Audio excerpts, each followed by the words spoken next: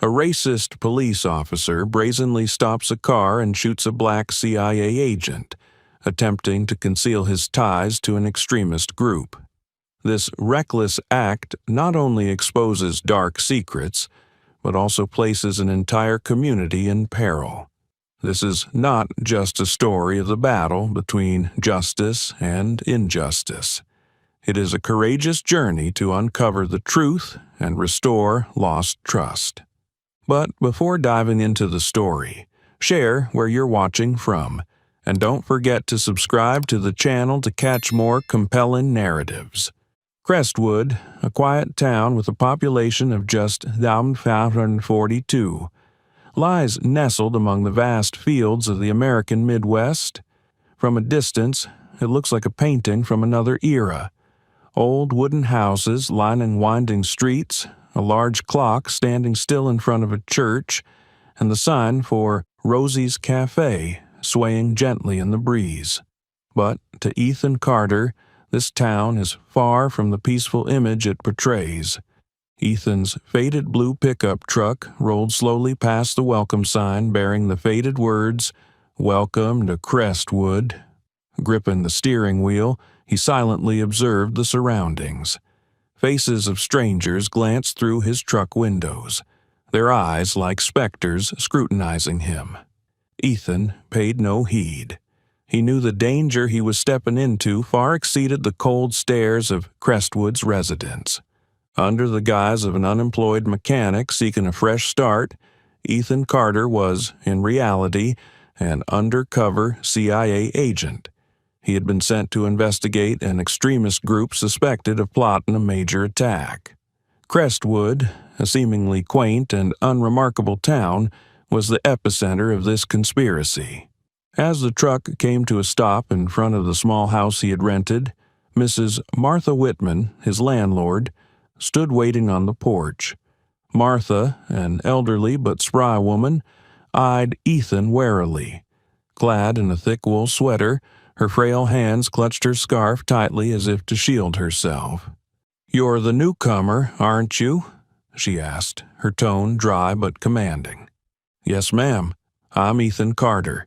I just moved in from Houston," he replied, attempting to maintain a friendly smile. "Houston, huh? Guess you thought Crestwood would be more peaceful. But let me make one thing clear. I can't stand troublemakers. Pay the rent on time and we won't have any problems," she said, handing him the keys. "And one more thing," she added, her sharp gaze piercing through him. "Around here, everyone knows everyone. If you do anything unusual, I'll be the first to know." Ethan nodded, masking his surprise at her bluntness. He understood that in small towns like Crestwood, strangers were rarely welcomed with open arms. Upon stepping into his new home, a chilling atmosphere enveloped him. The walls were damp and peeling, the air carried a musty smell, and the outdated furniture gave the house an air of abandonment. But for Ethan, comfort was irrelevant. His mission was not about finding solace, it was about uncovering the truth. That first night in Crestwood dragged on, heavy with unease. Dogs barked in the distance, the wind howled through the window cracks, and the creaking floorboards served as constant reminders that Ethan could not let his guard down. Before turning in, he carefully checked the pistol concealed in his bag, a solemn reminder of the dangers lurking in the shadows. The next morning, Ethan visited Rosie's Cafe, the town's sole lively spot. He felt the cautious gazes of the patrons, but he ignored them. A cup of hot coffee and a hearty breakfast would be enough to start his day. As he settled into a booth, a towering man in a police uniform entered the cafe.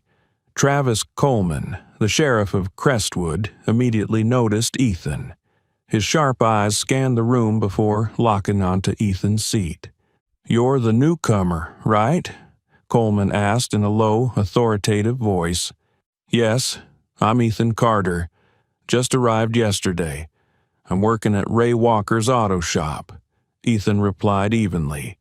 Coleman crossed his arms, standing uncomfortably close to Ethan's table, as if to assert his dominance. "I don't like strangers, and let me be clear. In Crestwood, I keep an eye on everything, including you." Ethan offered a faint smile, meeting Coleman's gaze directly. "Thank you, Sheriff. I'll keep that in mind." The air between them grew tense, but Ethan knew better than to reveal any weakness. As Coleman turned and left, Ethan thought to himself, "This one won't be easy to handle." Crestwood was more than just a small town.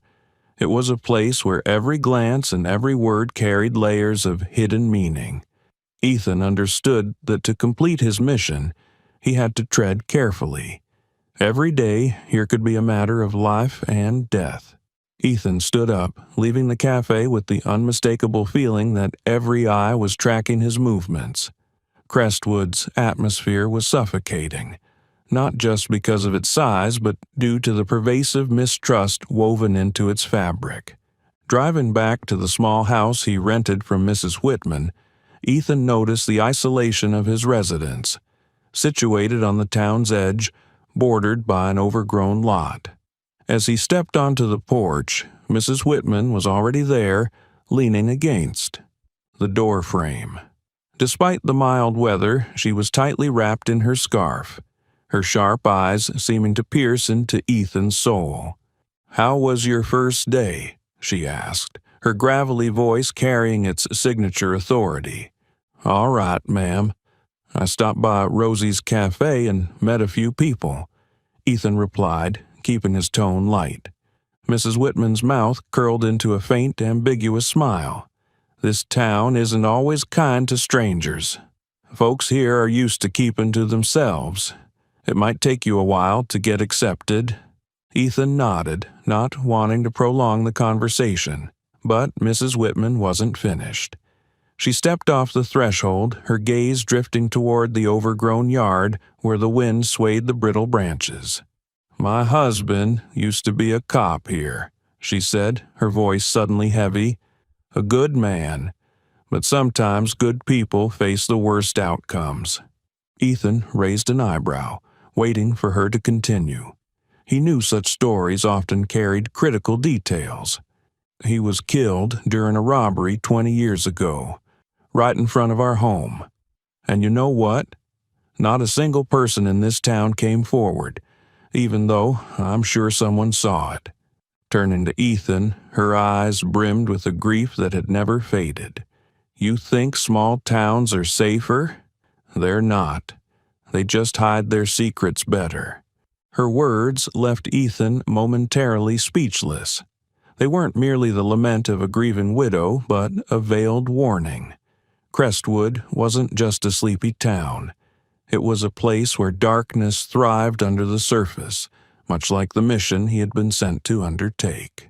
That night, under the dim glow of a bedside lamp, Ethan opened his suitcase and retrieved a dossier. The faces of suspected extremists stared back at him. Ray Walker, the auto shop owner, Darrell Smith, a reserved middle-aged man, and a few other names.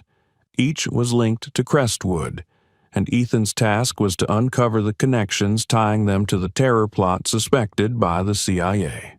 The following morning, Ethan returned to Rosie's Cafe, ready to face another day of quiet observation.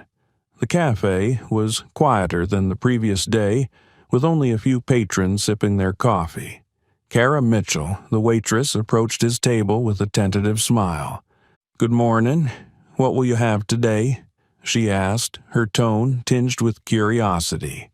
"Just coffee, thanks," Ethan replied, trying to initiate a conversation. "Is it always this quiet around here?" Kara gave a faint smile. "Quiet is how we like it. Strangers don't tend to stick around long." Ethan squinted slightly. "Why do you think that is?" Leaning down to pour his coffee, Kara lowered her voice. "Pay attention. Not everyone here is who they seem to be." Her words heightened Ethan's suspicions. He knew he had more digging to do, but caution was paramount. As he prepared to leave, Kara glanced around the cafe and leaned closer, her tone hushed. Be careful with Travis Coleman. He's not just the sheriff. Around here, he's the law." Ethan said nothing, but a sense of clarity settled over him. Crestwood wasn't the tranquil place it pretended to be. To complete his mission, he needed to stay ahead of everyone watching him. Ethan sat quietly in Rosie's cafe, trying to use the space to blend in and observe the residents.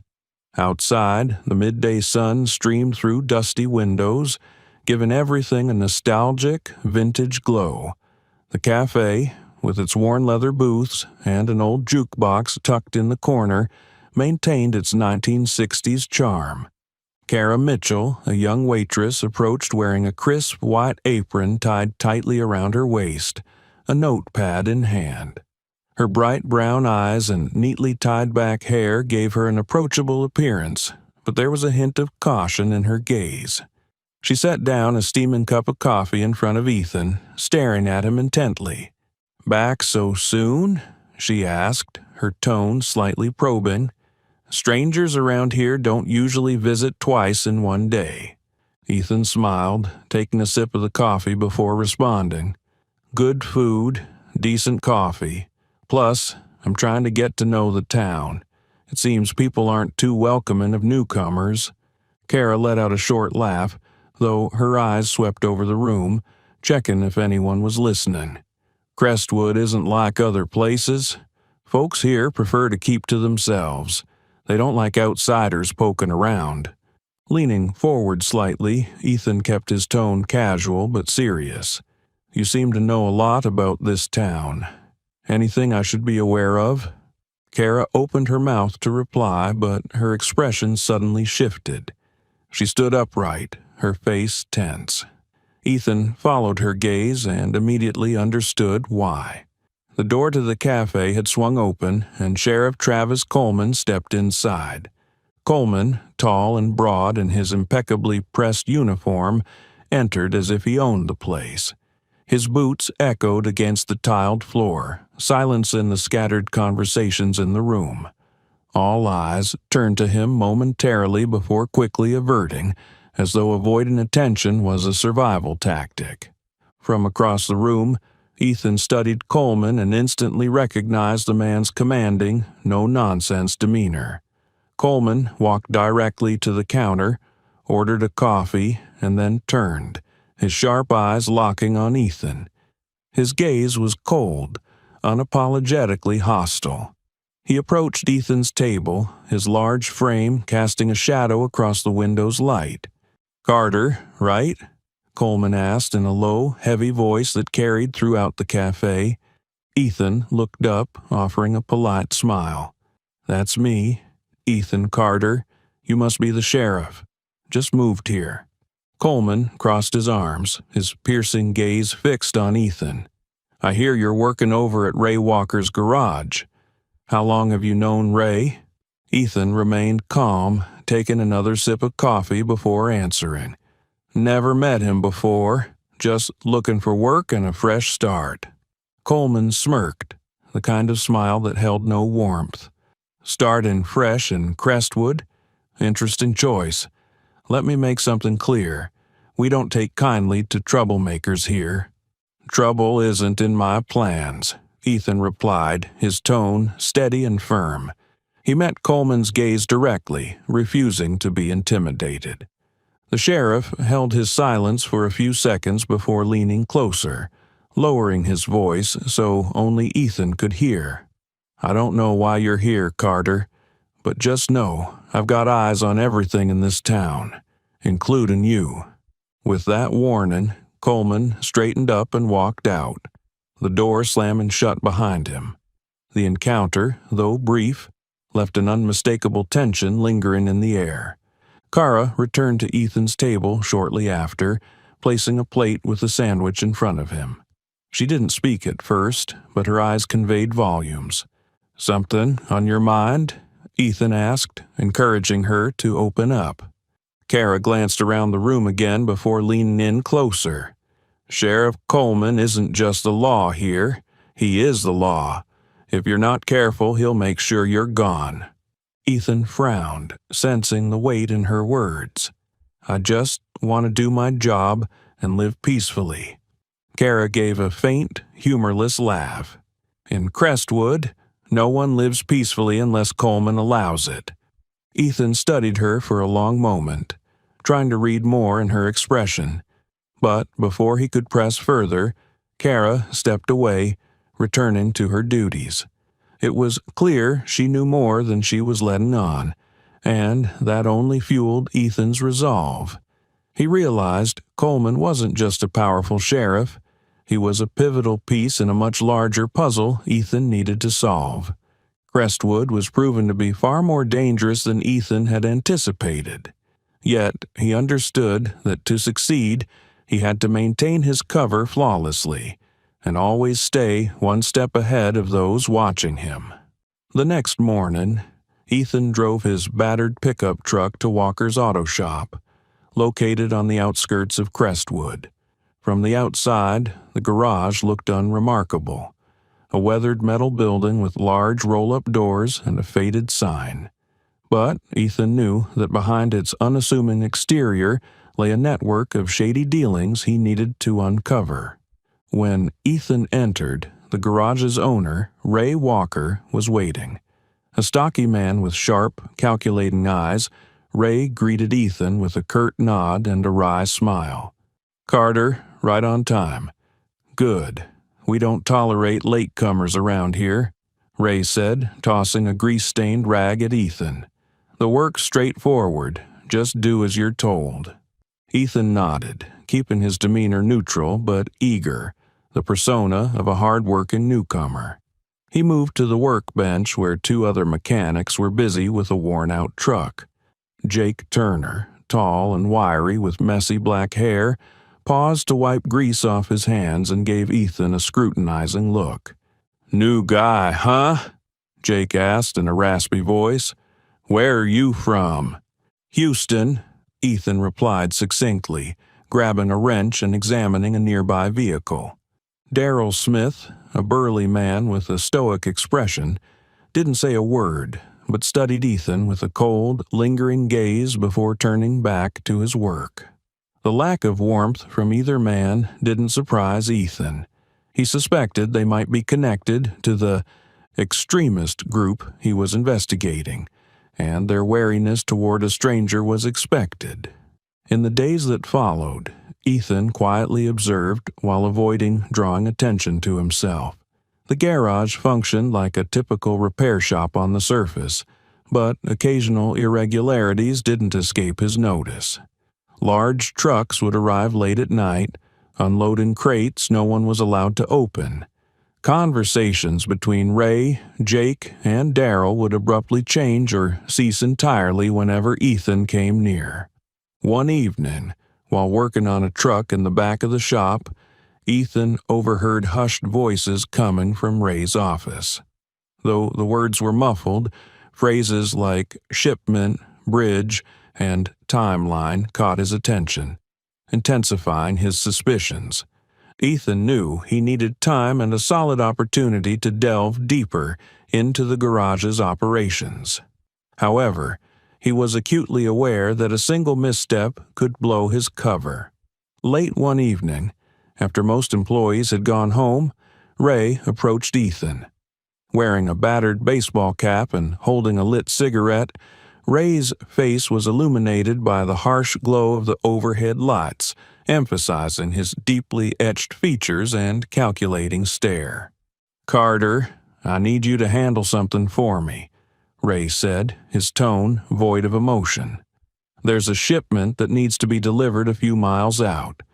Simple job. Just drop it off at the address and leave. No questions asked." Ethan felt every nerve in his body tighten. This was his first step into the heart of Ray's operation, but it was critical to proceed carefully. "Sure thing, boss. I'll handle it," he replied, maintaining an air of nonchalance. Ray nodded, pointing to a small truck parked in the corner. "The goods are loaded in the back. Here's the address," he said, handing Ethan a slip of paper. "Go now, and remember, don't open it. Ethan took the keys and headed to the truck. Before starting the engine, he glanced in the rearview mirror and saw Jake and Darryl watching him from inside the garage, their stares heavy with suspicion. The truck rolled out of the garage, its headlights cutting through the dark, empty roads. Ethan's heart pounded as he thought about the cargo he was carrying. What could be inside? Weapons? Explosives? And why was Ray delivering it to such an isolated location? Though the answers weren't clear, Ethan knew he was inching closer to uncovering the truth. Following the directions on the slip of paper, Ethan arrived at a clearing deep in the woods on the town's outskirts. Another truck was already parked there, and two men in heavy jackets stood beside it. They didn't speak, merely motioned for Ethan to stop. Ethan stepped out, opened the truck's rear compartment, and unloaded the crate onto the ground. One of the men quickly hoisted it into their vehicle. The entire exchange was conducted in complete silence, and Ethan knew better than to linger. He returned to his truck, nodded curtly at the men, and drove off, making sure to note their license plates and physical features for future reference. As he drove back, his mind raced with questions about the cargo. What exactly was he delivering? Why the secrecy? And what role did Ray play in the bigger picture? Though the night yielded no definitive answers, Ethan felt that he was edging closer to uncovering the full scope of the garage's illegal activities and the dangers they posed. When Ethan returned to the shop, Ray was waiting for him, his expression unreadable. "Good job, Carter," Ray said, his tone flat, but Ethan could feel Ray's eyes sizing him up, searching for any sign of disloyalty or deceit. Ethan forced a smile and nodded before heading back to his workstation. But deep down, he knew that tonight was just the beginning. The real danger was still ahead. Crestwood, once a quiet town in Ethan's mind, had now transformed into a battlefield where survival would depend on his every move. As Ethan left the auto shop that evening, he couldn't shake the feeling that something was off. The road leading to his house was eerily quiet, but the glow of headlights from a vehicle tailing him remained constant in his rearview mirror. A glance confirmed his suspicions. It was the familiar patrol car belonging to Sheriff Travis Coleman. Ethan kept his composure, driving slowly and carefully, but the headlights behind him never wavered. When he finally arrived home, the patrol car stopped at a distance, not close enough to draw overt attention, but enough to make it clear that Coleman wanted Ethan to know he was being watched. Ethan stepped out of his truck, cast a glance at the patrol car, and said nothing. The car's door remained shut, and Coleman's piercing gaze cut through the darkness, tracking Ethan's every move. In the following days, Coleman's presence became increasingly intrusive. During the day, he would patrol past the auto shop, sometimes lingering longer than necessary, his eyes never leaving Ethan. At night, the glow from the patrol car's headlights illuminated Ethan's window, a silent reminder that every move he made was under scrutiny. Ethan understood that Coleman wasn't just suspicious.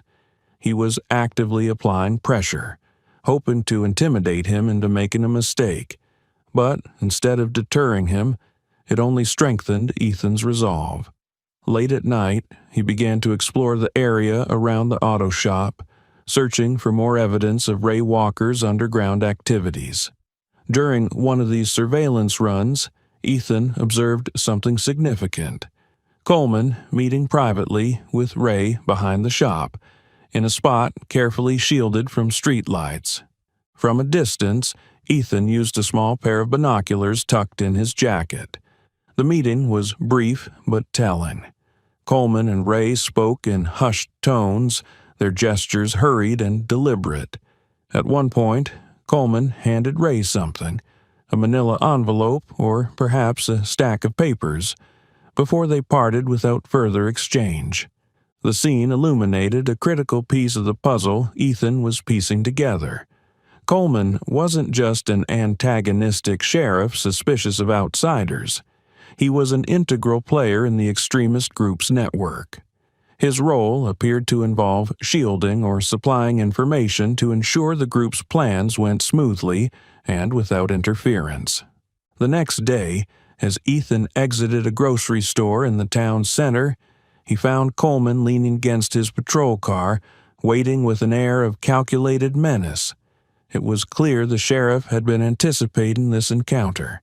"Carter," Coleman called out loudly, drawing the attention of a few nearby townsfolk. He walked toward Ethan, his eyes scanning for any sign of nervousness or guilt. "Where were you last night?" "At home," Ethan replied evenly, his expression calm. "Is that so?" Coleman raised an eyebrow, a thin, humorless smile playing on his lips. "Because it seems to me you've taken a liking to late-night outings. Sightseeing, maybe?" Ethan recognized the provocation. Taking a slow breath, he maintained a steady tone but let a hint of firmness creep into his words. "It's a small town, Sheriff. People are bound to notice each other at all hours." Coleman stepped closer, leaning down so their faces were level. "Let me be clear, Carter. I don't like people who have something to hide. If you think you can do anything around here without me knowing, you're sorely mistaken."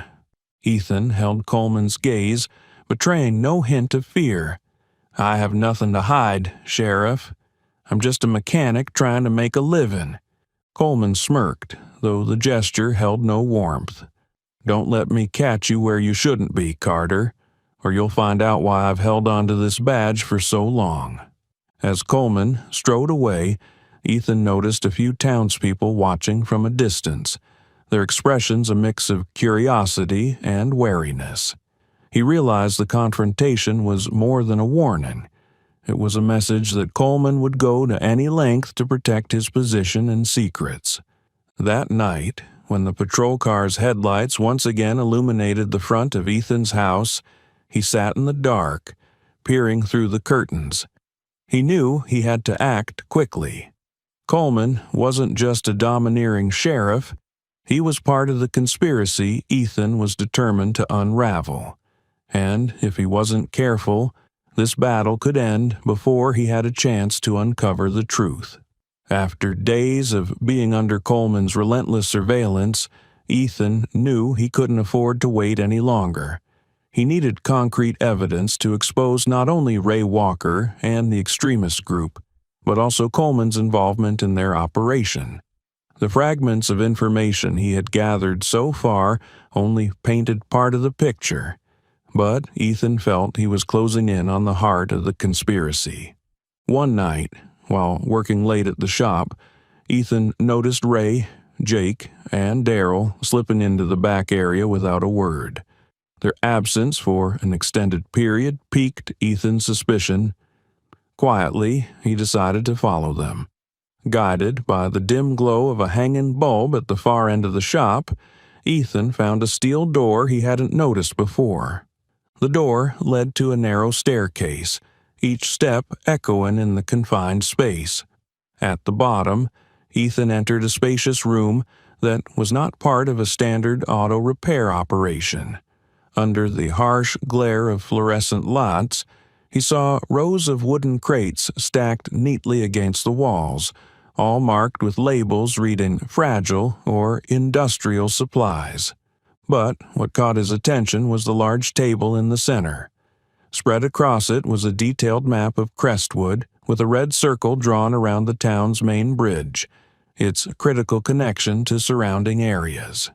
Beside the map was a folder containing technical diagrams of the bridge, schedules, and a detailed plan for planting explosives. As Ethan flipped through the documents, a cold sense of urgency gripped him. This was the evidence he needed, a large-scale attack planned by Ray and his associates. The level of detail in the plan suggested months, if not years, of preparation. If you were in Ethan's shoes, how would you handle this situation? Would you report the findings immediately to ensure safety, or continue investigating alone to gather more critical details? Share your thoughts in the comments. In one corner of the room, Ethan spotted a few partially open crates. Inside were rifles, grenades, and even C4 explosives. The sheer amount of weaponry could cause catastrophic damage if deployed as planned. When Ethan returned home, he found Kara Mitchell waiting outside. Wrapped in a light jacket, her eyes were filled with worry. "I heard some talk about a big shipment at the shop. Did you find anything?" Kara asked in a hushed but urgent tone. Ethan nodded, deciding to share part of the truth. "I found a hidden storage room. Ray and his people are planning to attack the town's main bridge."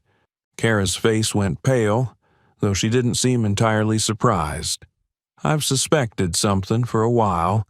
The regulars at the cafe mentioned odd deliveries, but no one dared to say much.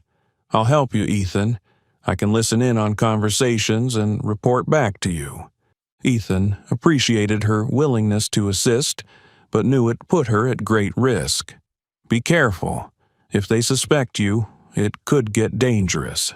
Kara nodded, determination shining in her eyes. "If it means saving the town, it's worth the risk." The next day, at the shop, Ethan noticed a change in Tommy Williams, a young worker who usually kept to himself. Normally quiet and avoiding eye contact, Tommy approached Ethan during a break, his nervousness unmistakable. "Carter," Tommy whispered, glancing around to ensure no one else was listening, "I need to talk to you, but not here." Ethan agreed, and after work the two met at a small diner on the edge of town. Tommy, visibly shaken, began to speak. "I can't do this anymore. Ray forced me to help with shipments. At first I thought it was just car parts, but then I realized they were all weapons." "How many shipments have you moved?" Ethan asked, keeping his voice steady to avoid scaring Tommy further. "3, Tommy admitted, his voice trembling. "They said if I didn't, I'd regret it, but I don't want to be part of this anymore." Ethan placed a reassuring hand on Tommy's shoulder. "You did the right thing by coming to me, but you need to stay quiet and avoid drawing attention. Can you keep an eye on things at the shop for me?" Tommy hesitated, then nodded. "Okay, I'll do what I can." Now Ethan had two valuable allies: Kara, providing outside intel, and Tommy, keeping watch from within the shop. But he knew time was running out. The attack on the bridge appeared imminent, and any misstep could spell disaster for the entire town. From the secret storage room to Coleman's ties with Ray and Tommy's revelations, every piece of evidence pointed to a conspiracy far larger than Ethan had initially anticipated. Yet the most pressing question remained. Could he act in time to stop it before it was too late? Ethan left the auto shop on a quiet evening, but the stillness felt unsettling. Darkness enveloped the road, broken only by the dim glow of the old truck's headlights. After a long day of work and gathering intel, Ethan was exhausted, yet vigilant. His recent discoveries had not only confirmed his suspicions, but had also plunged him into deeper danger than ever before. As he neared the turn leading to his house, the lights of a patrol car appeared ahead, blocking the road. Ethan was forced to stop. Sheriff Travis Coleman stepped out, his imposing frame illuminated by the beams of his headlights.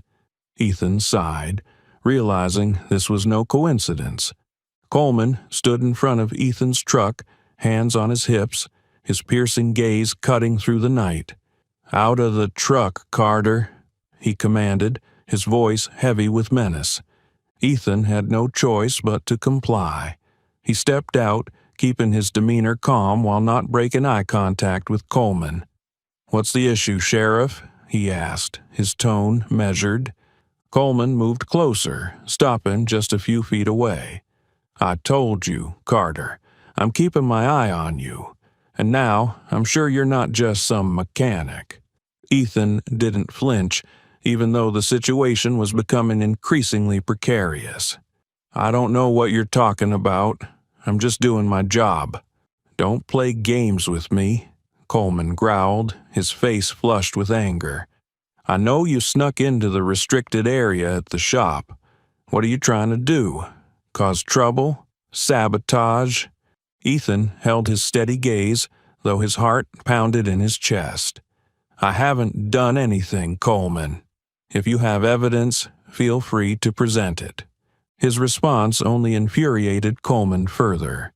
The sheriff stepped closer, fists clenched as though he was ready to strike. Do you think I'm stupid?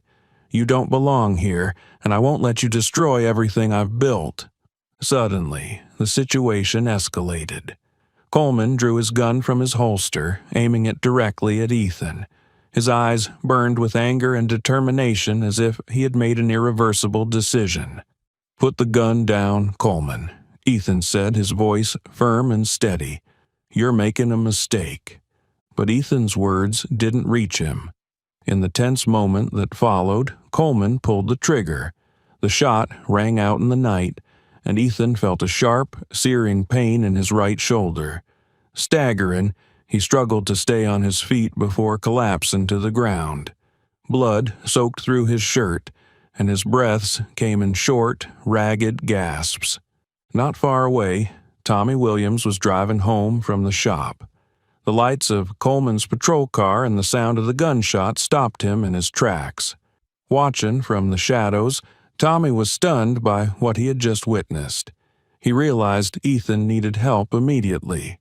Tommy spun his car around and sped to the scene. Seeing Ethan on the ground, bleeding heavily, he jumped out of his vehicle and shouted, "What are you doing, Coleman? He didn't do anything wrong." Coleman, startled by Tommy's arrival, hesitated for a moment, his eyes darting between Ethan and Tommy. Then, as if shaken from a trance, he stepped back and returned to his patrol car without a word. Moments later, he drove off, leaving Ethan and Tommy alone in the dark. Tommy quickly called for an ambulance, his hands trembling as he applied pressure to Ethan's wound to stem the bleeding. "Hang in there, Carter," he whispered. "We're not going to let him get away with this." An ambulance arrived within minutes, and Ethan was rushed to the hospital. Despite the blood loss, he fought to stay conscious, his eyes meeting Tommy's with a look of gratitude. "Thank you," he murmured weakly before being taken into the emergency room. Tommy, standing outside, felt anger boiling inside him. Coleman's actions weren't just a moment of rage, they were a calculated attempt to silence Ethan and protect his secrets. But Tommy also knew he couldn't remain on the sidelines any longer. He resolved to stand with Ethan and fight to expose the truth. The shooting made one thing clear. Coleman was becoming more desperate and reckless. He no longer cared about maintaining his facade or hiding his actions. For Ethan, this meant the stakes had never been higher, and time was running out. Yet, with allies like Tommy and Kara by his side, he knew he had a chance to turn the tide. Meanwhile, Coleman returned to the scene of his crime, feeling the weight of his actions. News of the shooting spread quickly through the town, and while he tried to suppress it, whispers of doubt and suspicion began to surface. How long could his authority shield him? Ethan wouldn't let this opportunity slip away. The battle was nearing its climax, and the truth was on the brink of being revealed. Ethan woke up in the hospital the next morning, the faint light streaming through the window illuminating the sterile white room. His shoulder throbbed with pain, but the weight of his injury did nothing to dull his focus on the mission. He knew the situation had escalated to a critical point. Coleman was no longer just a personal threat. He was a dangerous man trying to bury a massive conspiracy, and Ethan had to act fast before things spiraled out of control. The door to his hospital room opened, and a group of people entered. It was the CIA team, led by Special Agent Mark Evans, Ethan's direct supervisor. Mark, a middle-aged man with a no-nonsense demeanor, walked to Ethan's bedside, his face a mix of concern and restrained anger. "Carter," Mark began, his voice low but resolute. "Are you okay?"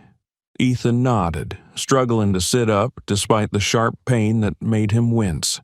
"I'm alive, but the mission is in jeopardy. Coleman knows who I am, and he's willing to kill me to protect his secrets." Mark exchanged a glance with the other agents before turning back to Ethan. "We're aware. News of the shooting has spread, and Coleman's attack on you has put us in a tough position. We need to address this immediately." The CIA wasted no time in mobilizing. They coordinated with higher-level authorities, and within hours, an official investigation into Coleman's actions was launched. At the same time, Ethan's real identity as an undercover CIA operative was revealed to the town of Crestwood. The news spread rapidly, sparking a wave of curiosity and outrage among the townspeople. "He's a CIA agent?" a man murmured at Rosie's cafe, his tone incredulous. "The sheriff shot him." "For what?" another asked, her eyes wide with disbelief. Questions began to surface, and the silence that had long shielded Coleman's actions began to crack. The townspeople, once wary of challenging Coleman's authority, started to see him in a different light. Rumors of his heavy-handed behavior and hidden dealings became the talk of the town. The more people learned, the more their trust in Coleman crumbled. Within 48 hours of the shooting, Coleman was temporarily suspended from his position as sheriff while the investigation unfolded. The decision was announced at the town hall, where dozens of residents had gathered to hear the news. Coleman, standing in his once proud uniform, now seemed diminished under the weight of public scrutiny. The eyes that once looked up to him now glared with judgment and doubt. As Coleman left the town hall, no one greeted him as they once might have. Some even turned away, unwilling to meet his gaze. His actions had not only tarnished his reputation, but also shaken the community's faith in the legal system he had long represented. The anger of the community wasn't reserved solely for Coleman. It extended to his known associates, including Ray Walker and his team at the auto shop. Residents began sharing stories of suspicious behavior they had previously ignored or dismissed out of fear. Now, emboldened by the growing tide of dissent, they spoke out. "We should have done something sooner," Mrs. Martha Whitman, Ethan's landlord, confessed when asked about her feelings. "I always felt something was off about Coleman, but I never thought it would come to this." At Rosie's cafe, once a hub for casual chatter, the atmosphere had shifted. Conversations now centered on the truth behind Coleman's actions and his role in the town. Kara Mitchell, quietly observant as ever, continued to gather information and pass useful details to Ethan and the CIA. From his hospital bed, Ethan monitored the unfolding events with intense focus.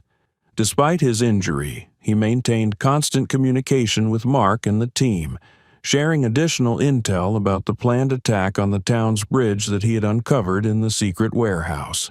Coleman's suspension and loss of power marked a small but significant victory, creating an opening for Ethan to delve deeper into the conspiracy involving Ray Walker and his extremist network. "We can't lose momentum," Ethan urged Mark over the phone. "Coleman's suspension will make them drop their guard. Now is the time to act." Mark agreed, and the team began preparing for the next step, gathering final, irrefutable evidence and dismantling the extremist group before they could execute their plans. While the situation had temporarily stabilized, Crestwood was no longer the peaceful town it had once appeared to be. The revelations about Coleman, Ethan, and the broader conspiracy had left an unhealable rift within the community. Yet, amid the upheaval, there was a glimmer of hope for a more transparent future. Ethan, though still in pain and recovering, couldn't stop thinking about what lay ahead. The coming days would determine everything, Not just his fate, but also the fate of Crestwood and the innocent people who lived there. Taking a deep breath, he steeled himself, ready for the final battle that awaited. Crestwood was steeped in tension following the revelations about Coleman. But the chaos also alerted the extremist group, making them realize that Ethan was far from an ordinary mechanic. They understood that his presence not only jeopardized their plans, but also posed a direct threat to the survival of their organization. Their decision was clear. Ethan Carter had to be eliminated. That evening, as Ethan left the hospital to meet Kara and Tommy, he sensed something was off. A black truck appeared in the distance, its headlights flashing twice before going dark. With the instincts of a seasoned operative, Ethan immediately recognized this as no coincidence. Moments later, the roar of an engine shattered the silence, and the truck charged toward him at breakneck speed. Ethan leaped aside, narrowly avoiding the impact. But this was only the beginning. From behind the vehicle, 2 men jumped out, pistols in hand. "Carter, you're not getting away," one of them yelled. Ethan didn't reply. He turned and ran, sprinting down the road leading to the outskirts of town. The sound of his pursuers' footsteps echoed behind him, accompanied by the metallic clicks of guns being cocked. He darted into the forest on the edge of town, where moonlight filtered through the dense canopy of trees. The area was unfamiliar, but the thick underbrush provided cover from his pursuer's line of sight. Leaves crackled underfoot, blending with the shouts and gunfire reverberating through the woods. Each step sent sharp pain shooting through Ethan's injured shoulder, but he refused to slow down. A bullet whizzed past, splintering a tree trunk nearby, forcing him to duck lower. One thought dominated his mind. Survive. Stop them before it's too late. Elsewhere, Kara Mitchell and Tommy Williams, after learning that Ethan had left the hospital, grew increasingly worried. Kara, trusting her intuition, suspected the extremist group wouldn't leave him alone. They quickly drove toward the forest, determined to find him. In the dense darkness, Ethan spotted headlights in the distance.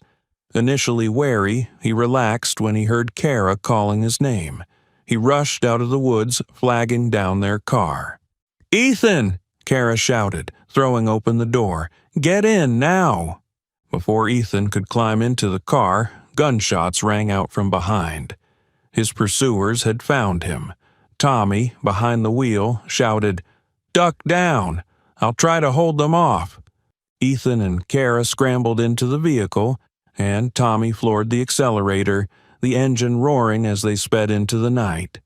The black truck chased closely behind, gunfire rattling as it pursued them. Inside the car, Ethan directed Tommy toward smaller paths deeper into the woods, hoping to lose their attackers. At a crossroads, Tommy slammed the brakes, causing the car to skid to a halt. "We're out of road," he yelled, panic seeping into his voice. Ethan surveyed the area, realizing they were trapped in an open clearing. The headlights of the pursuing truck illuminated them as it came to a stop. 3 men stepped out, guns drawn, their triumphant smirks visible in the harsh light. "Nowhere left to run, Carter," their leader taunted. "Did you think you could escape us?" Ethan glanced at Kara and Tommy. "Stay here. I'll buy you some time." "No, you can't do that," Kara protested, but Ethan was already stepping out, hands raised to stall them from shooting immediately. "You've gone to all this trouble just to stop me," Ethan said, his voice calm but firm. "But you won't succeed. It's already over. I've sent word out." His words gave the men pause, enough for Kara to seize the opportunity. She discreetly pulled out her phone and sent a distress signal to the CIA team.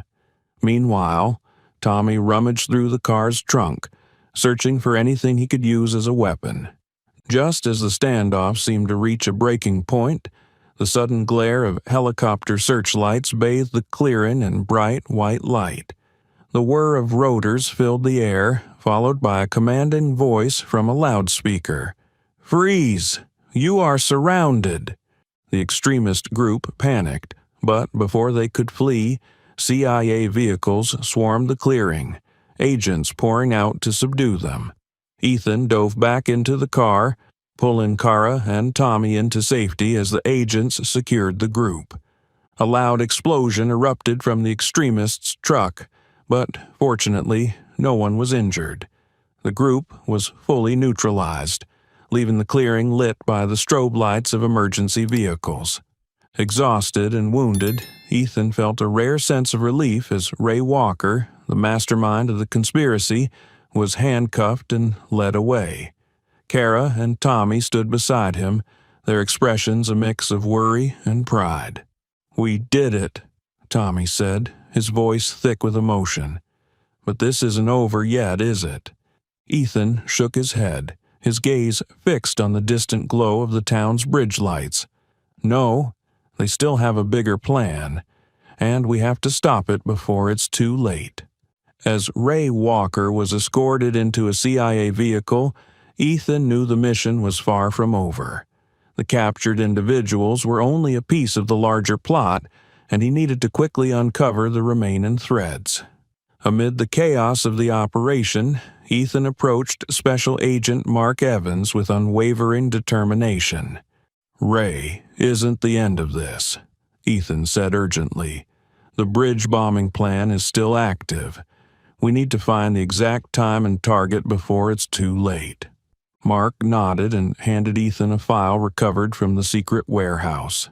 Flipping through the pages, Ethan stopped at a familiar diagram. The town's main bridge, marked with clear indicators for explosive placements. A chilling note in the margin made his stomach drop. Detonation, 5:30 a.m. tomorrow. He glanced at the clock. Less than 6 hours remained. Ethan, Kara, and Tommy immediately set out for the bridge. The road was dark, illuminated only by the car's headlights. The tension in the vehicle was palpable, and no one spoke during the drive. They all understood the stakes. Failure would mean devastation not only for Crestwood, but also for neighboring towns. "Are you sure about this, Ethan?" Kara asked, her voice laced with concern. "If the rest of the group is still there, we might not get another chance." "We don't have a choice," Ethan replied. "We have to stop them no matter what." As they approached the bridge, Ethan stopped the car at a safe distance. From afar, they could see figures moving under the faint glow of floodlights. The remaining extremists were rushing to finish placing explosives. Among them, Ethan spotted Ray Walker, directing the operation from the center of the bridge. "How did he escape?" Tommy asked, panic creeping into his voice. "It doesn't matter," Ethan replied. "What matters is stopping him now." Checking his pistol, Ethan turned to his companions. "Kara, you stay here and monitor. Tommy, you're coming with me." Both nodded, and Ethan and Tommy moved silently toward the bridge, sticking to the shadows of large concrete supports. From their vantage point, Ethan saw the explosives already rigged to the main bridge supports. A timer on the control panel read, "Druro 12:45. As they moved closer, a misstep from Tommy caused a small noise, drawing the attention of a nearby guard. "Someone's here," the man shouted. Ray turned sharply, spotting Ethan. A wicked grin spread across his face. "Carter, I knew you'd come, but you're too late. No one can stop this now." Ray drew his gun, and a firefight broke out. Ethan and Tommy ducked behind the bridge's supports, returning fire to hold the extremists at bay. Meanwhile, Kara, from her position, called the CIA team, providing updates and requesting immediate backup. Amid the chaos, Ethan saw an opening. In a daring move, he dashed toward the control panel, attempting to disarm the timer. but Ray noticed and charged at him, shoving him away from the controls. "Don't bother, Carter," Ray roared, and the two grappled violently near the edge of the bridge. Despite his injuries, Ethan fought back with all his strength, determined to prevent Ray from carrying out his plan. Meanwhile, Tommy reached the control panel. Guided by Kara over the radio, he worked to disarm the bomb. "Which wire, Kara? Hurry!" he shouted, his hands shaking under the pressure. "The red wire. Cut the red wire first, then the blue one." Kara instructed, her voice firm despite the tension. Tommy cut the red wire, then the blue. The timer froze at 01:27. Relief flooded through him, but there was no time to celebrate. He turned back to see Ethan locked in a fierce struggle with Ray. In a final desperate act, Ray pulled a knife, aiming to strike Ethan. But before he could, Tommy appeared from behind, striking Ray with a metal pipe. Ray collapsed, and Ethan quickly subdued him. From the distance, the sound of helicopter blades and armored vehicles grew louder. CIA agents swarmed the bridge, capturing the remaining extremists and taking Ray Walker into custody for good. As the first light of dawn broke over the horizon, Ethan, Kara, and Tommy stood on the bridge, breathing heavily but relieved. They had successfully prevented a catastrophic attack that could have claimed countless lives. Mark Evans approached Ethan, patting him on the shoulder. "Good job, Carter. You saved the day." Ethan nodded, his eyes fixed on the calm river flowing beneath the bridge. "We saved the town," he said. "But this was just one battle. We need to make sure this never happens again." Kara and Tommy stood beside him, nodding in agreement. They knew that while this fight was over, the lessons and scars from it would remain with them, and with Crestwood forever. As the sunlight slowly bathed the bridge, Ethan stood silently, watching the CIA team escort Ray Walker and the remaining members of the extremist group into armored vehicles. The sound of handcuffs clinking echoed as the perpetrators were led away, their faces filled with defeat and anger. This was the ending Ethan had tirelessly pursued, but the sense of relief was fleeting. He knew the scars left by this conspiracy would have lasting consequences for Crestwood. With the evidence gathered from the hidden warehouse and confessions from several extremist members, Ray Walker could no longer deny his role in the terror plot. The CIA publicly disclosed the results of their investigation, revealing that the organization had planned not only to destroy the bridge, but also to use Crestwood as a staging ground for larger attacks nationwide. News outlets broadcast images of Ray, a man once known in Crestwood as a respectable local businessman, now handcuffed and hanging his head as he was escorted from the interrogation room. Those who had trusted him felt betrayed, while longtime skeptics merely shook their heads in quiet acknowledgement. "I never trusted Ray to be a good man," said Martha Whitman, Ethan's landlord, during an interview with the local press. "He always acted like he was above everyone else. Finally, the truth has come to light." During the investigation, the involvement of Sheriff Travis Coleman was also exposed. Clear evidence of his collusion and assistance to Ray Walker left him with no choice but to resign in disgrace. A town hall meeting was held where Coleman, for the first time, faced judgment from the community he once ruled with authority. "You betrayed our trust," one resident shouted, their voice shaking with anger. "You weren't just the sheriff. You were the symbol of security for this town, but you turned it into a tool for your greed and selfishness." Coleman did not respond, bowing his head as he silently walked away under the cold stares of Crestwood's townspeople. After that day, he left the town, his reputation irreparably tarnished. As the storm of chaos began to subside, the people of Crestwood started to realize what Ethan had done to protect them. At first, the revelation that he was an Undercover CIA agent made some wary. They were unaccustomed to the idea of an outsider playing such a crucial role in saving their town. But as the pieces came together, from his infiltration of the secret warehouse, his confrontation with Ray Walker, to his risking his life to disable the explosives, the community's perspective began to shift. Stories of his bravery spread, not just in Crestwood but to neighboring towns as well.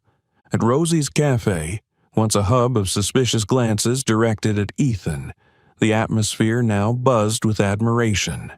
Kara Mitchell, who had supported Ethan throughout the mission, became a living testament to his courage. Ethan did what none of us dared to do, Kara told a group of regulars at the cafe. He didn't just save the town. He showed us that truth and justice are always worth fighting for. A small ceremony was held in the town to honor those who contributed to Crestwood's safety. Ethan, Kara, and Tommy stood before a crowd as the mayor delivered a heartfelt thank you. The townspeople, once indifferent or skeptical of Ethan, now offered him sincere applause. After the ceremony, Martha Whitman approached Ethan and clasped his hand. "You've done what no one else could," she said, her voice trembling but resolute. "Crestwood owes you so much." Ethan simply smiled, his eyes glistening but saying nothing. He knew his work wasn't for recognition but to protect the innocent. Still, their gratitude was a reward he cherished deeply. Though the crisis had passed, Crestwood would never be the same. The wounds inflicted by the extremist group and Coleman's betrayal remained, but the town also learned to grow stronger together. In the following days, they began repairing the bridge and rebuilding trust within the community. Ethan, Kara, and Tommy became a part of Crestwood's history.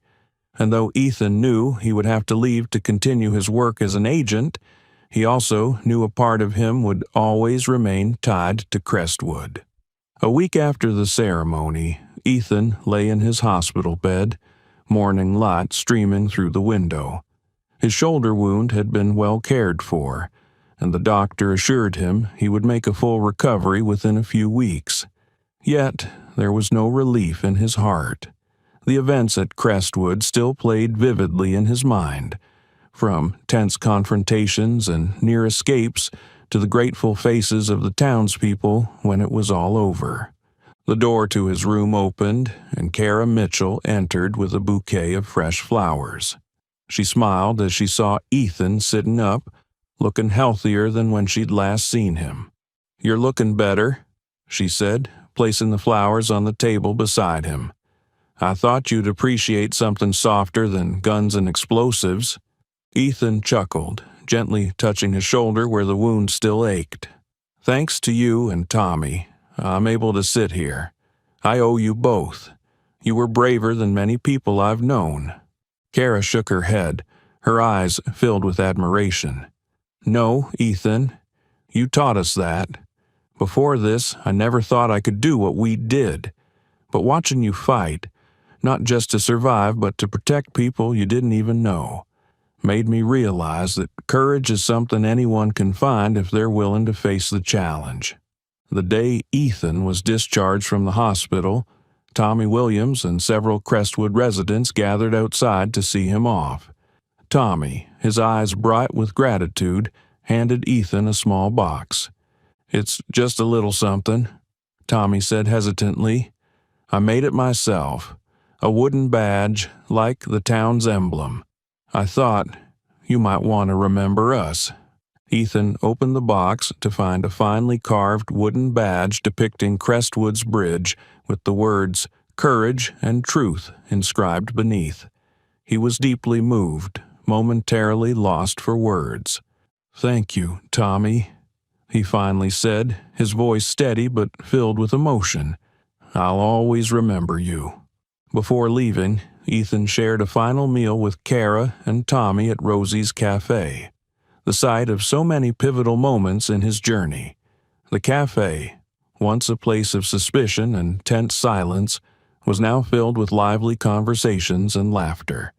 Kara's smile was brighter than ever.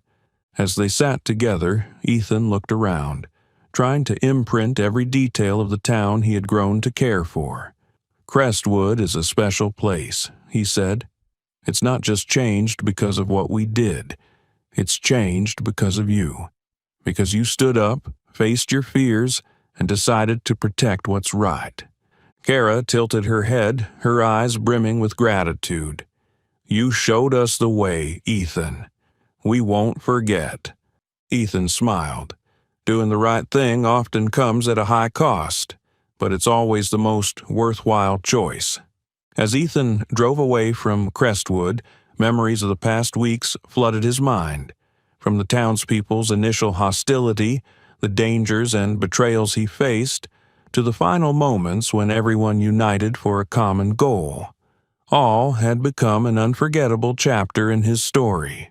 At the town's exit, the welcome sign reading "Crestwood, where time stands still," appeared in his rearview mirror. But to Ethan, this town was no longer a place where time stood still. It had become a symbol of change, courage, and hope. Ethan smiled, his hands tightening on the wheel. A new mission awaited him, but what he left behind in Crestwood would always be a part of him. And he knew that somewhere in the world there were towns like Crestwood and people like Kara and Tommy ready to fight for what's right, no matter the cost. The story of Ethan Carter is not just a tense and dangerous journey to prevent disaster, but a testament to the power of courage and truth. What do you think of Ethan's decision to risk everything to protect strangers? If you were in his position, would you do the same? Share your thoughts in the comments below. We'd love to hear from you. Don't forget to like, share this video with someone you care about, and subscribe to our channel for more meaningful and inspiring stories. Thank you for watching, and see you in the next video.